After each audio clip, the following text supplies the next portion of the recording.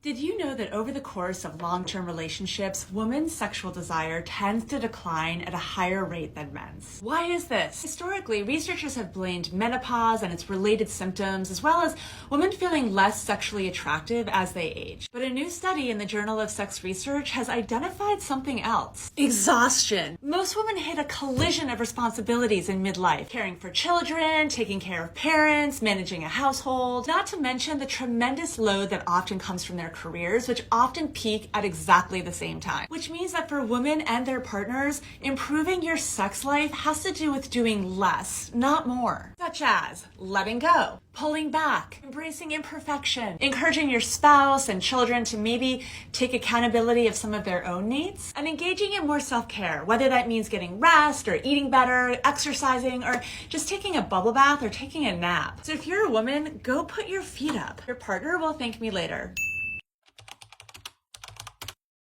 It's time for a deep dive into Cowgirl. Cowgirl position has also sometimes been called woman on top, and it actually has a feminist history to it because it developed during the women's movement when women rightfully suggested that they should be able to take ownership of their own sexual pleasure.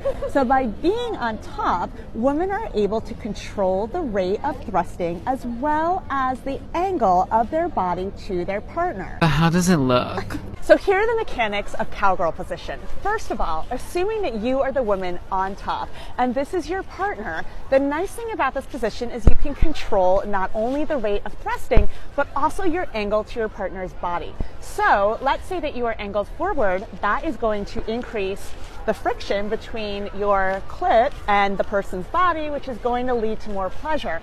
Alternatively, you can be leaning back, which gives you the free use of either your hands or your partner's hands or a sex toy, which can also help to stimulate the clit and lead to pleasure and orgasm. So how was your ride? Giddy up.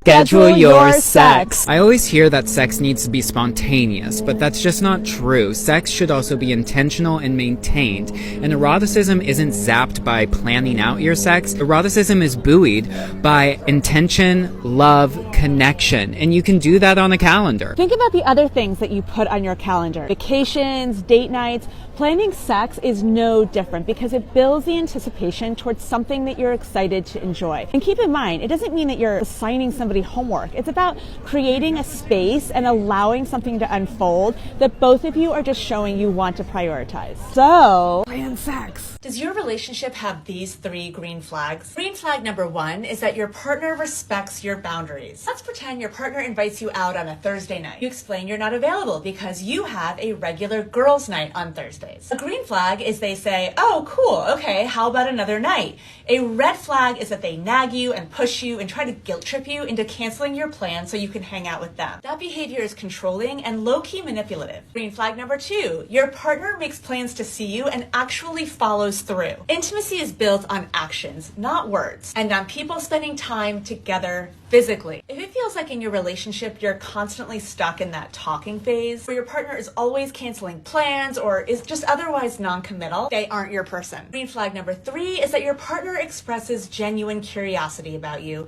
This means that they ask you questions and then follow-up questions that show that they were listening to your answers. In other words, your partner shows consistent effort in trying to get to know you.